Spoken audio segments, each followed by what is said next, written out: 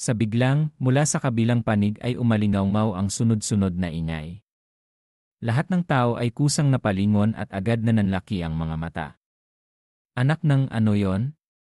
Sa gitna ng bakuran, isang maliit na figura ang nakatingala at umiinom ng alak na parang tubig. Ito ay isang kakaibang nilalang na nakasuot ng maikling dilaw na bestida, maputi ang balat na parang nyebe, maliit ang katawan na tila isang mahinang loli. Ngunit ang problema, sa kanyang ulo ay tumubo ang isang puting ulo ng daga. Isang napakasakit sa mata na kombinasyon. At ang daga na iyon ay yakap-yakap ang isang malaking bote ng alak, ibinubuhos ito diretsyo sa bibig at umiinom na parang katapusan na ng mundo at wala nang matitirang alak. Hindi kalayuan, si Junlin ay nakasimangot at napapangiti ng may paghihirap. Ipinadala niya ang kanyang boses sa kanyang disipulo, si Hong Tiantian, "Tingnan mo nga ang daga mo, Tiantian." Agad na sumagot si Hong Tiantian nang walang anumang emosyon sa boses, "Opo, guro." Pagkatapos ay inagaw niya ang bote ng alak sa kamay ni Baik Xiaoxi. Sa mukha ni Baik Xiaoxi ay walang anumang bakas ng emosyon, ngunit sa kanyang puso ay sumisigaw siya, "Anak ng, ang daga na ito ay napakaabala." Ngunit sa piging, ang hindi nawawala ay ang alak. Sa loob lamang ng ilang sandali, nakahanap si Baik Xiaoxi ng ilang iba pang bote. Sa pagkakataong ito, si Junlin mismo ang kinailangan ng kumilos. Kung maghihintay pa siya, masisira na ang kanyang reputasyon.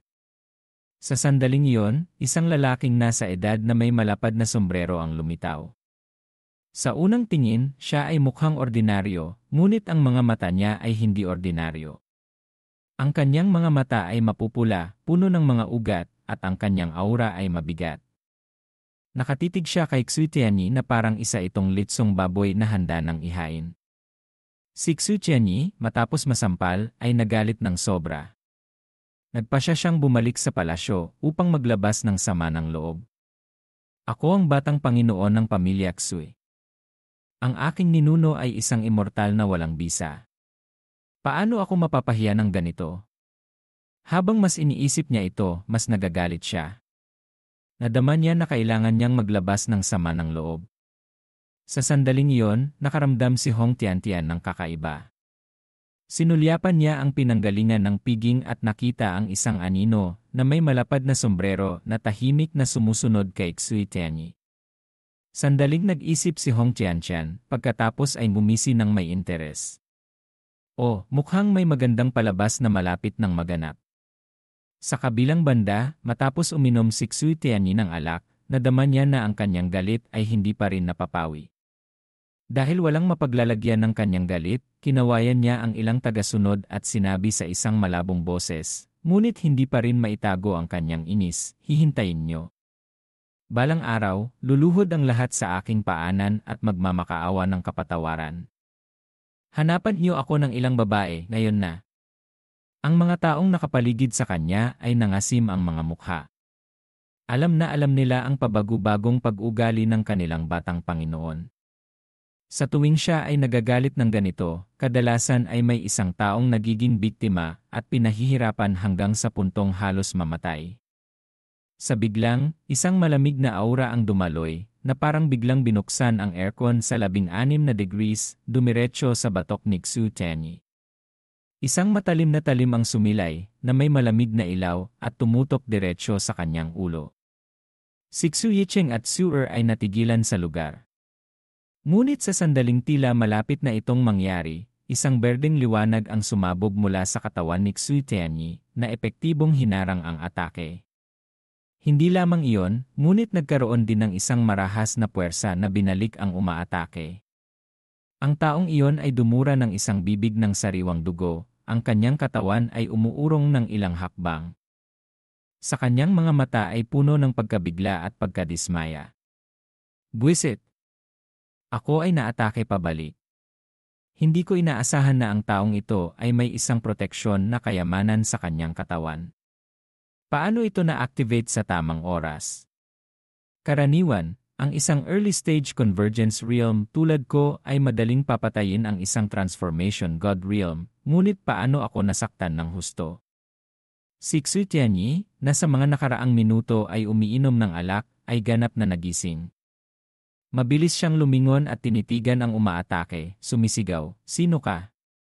Paano mo ako tinangkang atakihin sa teritoryo ng pamilya Xue? Gusto mo bang mamatay?" Sa sandaling iyon, isang grupo ng mga gwardiya ng pamilya Xue ang agad na sumugod. Si Xu Tianyi ay muling nagtiwala sa kanyang sarili at mumisi ng malamig, sinasabi, "Buwisit. Sa mismong teritoryo ng pamilya Xue ay may isang taong naglakas loob na atakihin ako.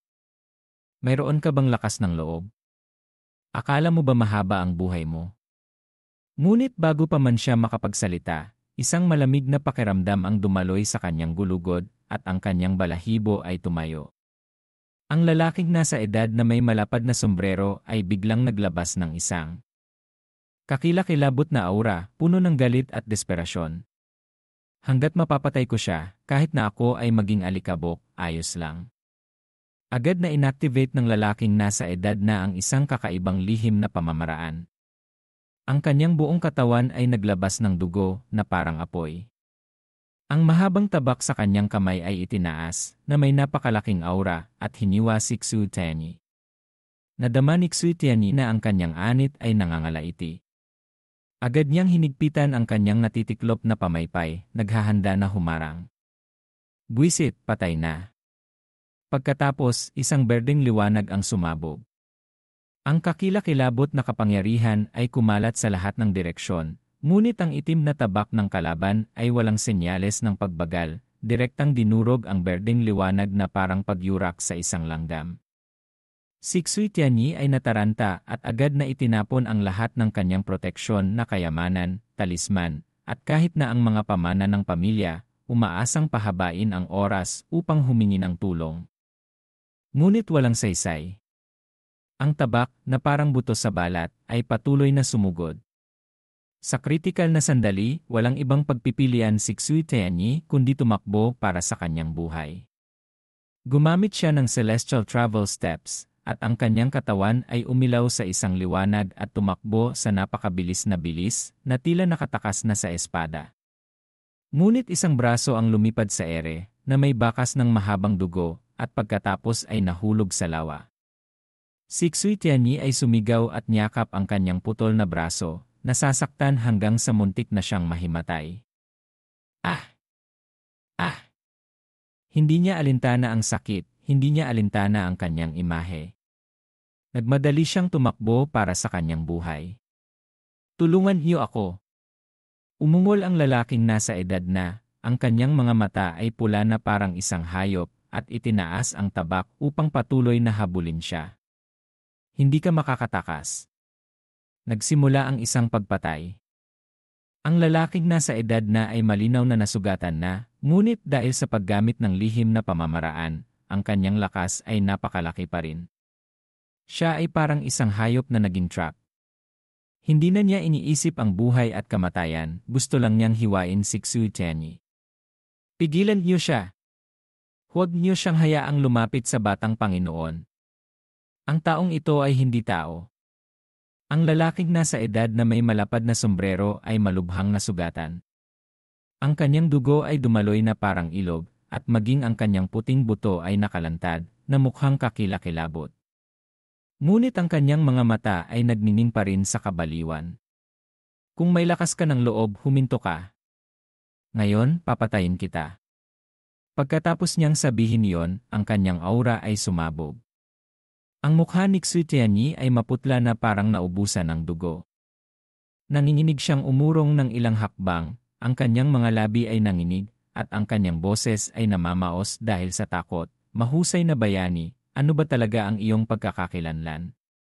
Hindi kita inaway. Bakit mo ako hinahabol?" Ngumisi ang lalaking nasa edad na, ang kanyang mga mata ay puno ng galit. "Hindi mo alam kung ano ang ginawa mo. Akala mo ba walang mangyayari sa'yo?" Dahil sa ingay, ang buong lugar ay nagulat. Ano ang nangyayari doon? May nag-aaway ba? Ang lugar na ito ay teritoryo ng pamilya Xu. Paano may naglakas loob na magdulot ng gulo dito? Narinig mo ba? May isang asasin na nagtatangkang patayin si Young Master Xu. Talaga? Kinuskos ni Ye Junlin ang kanyang baba. Ang kanyang mga mata ay nagningning na parang nahuli siya ng isang magandang pagkakataon. Sinulyapan niya si Hong Tiantian at nakita na ang ekspresyon ng kanyang disipulo ay medyo masama. Pagkatapos ay ngumiti siya ng may implikasyon. Tiantian, ano ang natuklasan mo? Tumigil si Hong Tiantian, pagkatapos ay sumagot sa isang kalmadong boses, Guro, ang disipulo na ito ay humuhula lang. Tumawa si Ye Junlin, ngunit hindi na siya nagsalita pa. Pagkatapos, kumaway siya ng kanyang kamay. Kung tutuusin, ito ay piging ng ibang tao. Sa simula pa lang, ito ay isang okasyon lamang upang kumain, uminom, at magmayabang. Hindi ko inaasahan na magkakaroon ng isang kapanapanabik na eksena. Kung gayon, walang dahilan para hindi natin ito panoorin. Dalhin mo ang iyong daga at magsaya. Hinawakan ni Hong Tiantian si Bai Xiaoxi at hinila siya. Si Bai Xiaoxi ay nagsalita ng walang kabuluhan, ang kanyang pisngi ay pula dahil sa pagkalasing. Gusto pa ni Daga uminom. Sa pagkakataong ito, kumilos na ang matandang ninuno ng pamilya Xue. Ang kanyang mga mata ay malamig at sa isang iglap, naglabas siya ng isang matalas na liwanag. Kumaway siya ng kanyang kamay at isang hindi nakikitang puwersa ang agad na bumalot sa buong espasyo. Pinipigilan ang lalaking nasa edad na may malapad na sombrero. Ang kanyang mukha ay naging maputla at siya ay nanginig na parang isang puno ng saging sa bagyo. Nagpupumiglas siya ng baliw, ngunit nagawa lamang niyang panoorin ang kanyang sarili na hinihila ng isang malaking puwersa at bumagsak sa lupa. Naggangalit siya ng mga ngipin at tinitigan ang matandang ninuno ng pamilya Xue, ang kanyang boses ay puno ng galit. Immortal na walang bisa. Sa kabilang banda, si Xu Tianyi ay nabigla pa rin. Sa sandaling ito, bumalik na siya sa kanyang katinuan. Tianyi, ayos ka lang ba? Ninuno, maraming salamat sa iyong tulong. Isang panghabang buhay kong pasasalamatan ang iyong kabaitan. Ito lang ang aking braso. Ang ekspresyon ng matandang ninuno ng pamilya Xue ay naging madilim, ngunit agad siyang kumalma. Ayos lang. Ang mahalaga ay buhay ka. Para sa iyong braso, may paraan upang itong ikabit. Pagkatapos, tiningnan ng matandang ninuno ng pamilya Xue ang lalaking nasa edad na may malapad na sombrero na naghihinalo sa lupa at sinabi, Sino ang nagpadala sa iyo? Paano ka naglakas loob na buluhin ang aking piging? Hindi mo ba ako iginagalang? Ngumisi ang lalaking may malapad na sombrero, ang kanyang mga mata ay puno ng galit. Pakinggan mo ng mabuti. Ang iyong lolo ay hindi nagpapalit ng kanyang pangalan. Ako si Li Wuji. Ang taong iyon ay gumawa ng napakaraming masasamang bagay na hindi kayang tiisin ng langit at lupa. Nakalulungkot, pinigilan mo ako, kung hindi ay ipapadala ko na siya sa kanyang mga ninuno. Ang karamihan ng tao ay agad na sumigaw ng malakas na parang may lumitaw na isang idolo. Siya si Demon Blade Li Wuji. Ang pangalan na iyon ay hindi pangkaraniwan. Siya ay sikat sa buong Eastern Region. Ang kanyang reputasyon ay lumaganap sa maraming Dao Province. Sinasabi ng mga tao na ang kanyang tabak ay napakabilis na bago pa man mahulog ang ulo, patay na ang utak. Hindi lamang iyon, ngunit siya ay isang taong gustong kumilos ng hindi nag-isip. Dalubhasa siya sa pagpatay ng mga tao dahil lamang sa kanyang galit. Kung may isang taong nagpapahirap sa kanya, gagamit siya ng tabak. Minsan, naglakbay siya sa Cloud Province upang maghanap ng mga eksperto upang makipagpalitan at pagbutihin ang kanyang kasanayan sa pagpatay. Iyon ang dahilan kung bakit mayroon siyang titulo na Demon Blade. Ang pinuno ng pamilya Xue ay nanginginig sa galit at sinigawan si Li Wuji, nakakahiya. Sino ang nagpadala ng imbitasyon sa isang mamamatay tao? Ngumisi ng malamig si Li Wuji at sinabi, Huwag kang sumigaw, pinuno ng pamilya Xue. Inagaw ko yon. Si Xue Tianyi ay namula sa galit at sinabi, Narinig ko na ang iyong pangalan, ngunit hindi pa kita nakikita. Walang sama ng loob sa pagitan natin. Bakit mo ako hinahabol na parang may utang ako sa iyo? Nang marinig ni Li Wuji yon, ang kanyang mukha ay lalong nasira. Naggangalit siya ng mga ngipin sa galit at sumigaw, hindi magkaroon ng sama ng loob. Pinatay mo ang aking kapatid na babae. Tumigil si Xutani. Ang iyong kapatid na babae. Huminga ng malalim si Liwuji.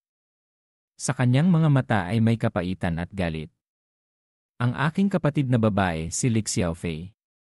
Mula pagkabata, kami ay magkasama at pumasok sa landas ng paglilinang. Palagi ko siyang pinoprotektahan at sinasamahan sa buong Eastern Region. Sinamahan ko siya sa maraming paghihirap. Pagkatapos niyang sirain ang Golden Core Realm, gusto niyang pumunta sa Spirit Province dahil sinabi niya na yon ang lugar na may pinakamagandang dagat ng bulaklak na narinig niya. Ngunit abala ako sa pagsasanay ng tabak at hindi ko siya sinamahan. Makalipas ang ilang buwan, nasira ang kanyang Jade Transmission Slip. Alam ko na may nangyaring masama. Habang sinasabi niya yon, ang kanyang boses ay naging mas malamig. Tumakbo ako ng baliw sa Spirit Province at hinanap siya sa buong lugar. Ginastos ko ang lahat ng aking kayamanan upang magtanong at sa wakas natuklasan ko na nagkaroon siya ng pagtatalo sa iyo sa Drunken Immortal Pavilion sa Aning City. Pagkatapos, siya ay dinakip ng iyong mga gwardiya. Simula noon, wala nang nakakita sa kanya. Alam ng lahat sa Aning City na si Young Master Xutianyi ay isang mahilig sa babae. Mayroon ding mga alingaungaw na nagsasanay ka ng masasamang pamamaraan ng pag-aalaga ng yin at pagpapayaman ng yang. Hindi mabilang na babaeng cultivator ang pinahirapan mo hanggang mamatay. Paano ang kapatid ko? Hindi ko maisip kung paano mo tratuhin ang aking kapatid bago siya namatay. Ikaw ang dahilan nito, Xutianyi. Kailangan kong maghiganti. Nagsanay ako ng baliw at naghanap ng mga paraan upang mapabuti ang aking lakas. Sa wakas, sumira ako sa Convergence Realm, ngunit alam ko na hindi pa rin yon sapat upang patayin ka. Palagi kang may malalakas na gwardiya na sumusunod sa iyo. Gusto kitang patayin sa daan, ngunit halos imposible yon. Kaya matyaga akong naghintay, at ngayon, ang piging na inorganisa ng pamilya Xue ang pinakamagandang pagkakataon upang kumilos. Pinili kong kumilos sa iyong teritoryo dahil alam kong ikaw ang magiging pinakakampante sa iyong sariling tahanan. Akala ko ngayon ay maaari na kitang patayin, ngunit ang buhay mong hayop ay masyadong matigas. Dapat sana ay napatay na kita. Dapat sana ay nagtagumpay na ako. Habang sinasabi niya yon, ang kanyang mukha ay nasira dahil sa galit at sumigaw sa panghihinayang at kawalan ng kakayahan. Pagkatapos ng ilang segundo, umisi si Xutianyi. Umiling siya na parang may naalala siyang isang malayong alaala. Oh, ganoon pala. Naalala ko na. Ang maliit na mainit na sili na yon ay ang iyong kapatid na babae. Malalim ko pa rin siyang naalala. Siya ay napakaganda, ngunit mayroon siyang ugali na parang bomba. Kung sasabihin ko ang isang bagay, sisigaw siya at makikipagtalo. Pero alam mo, ang babaeng iyon ay mas kawili-wiling paamuin. Nang araw na iyon, nakita ko siya sa Drunken Immortal Pavilion at naghanda akong makipagkaibigan sa kanya, ngunit ipinakita niya ang isang ugali na parabang may utang akong 10,000 Spirit Stone sa kanya. Pagkatapos, sinabi ko sa aking mga tauhan na itali siya sa aking kama. Sumigaw siya ng malakas at tinawag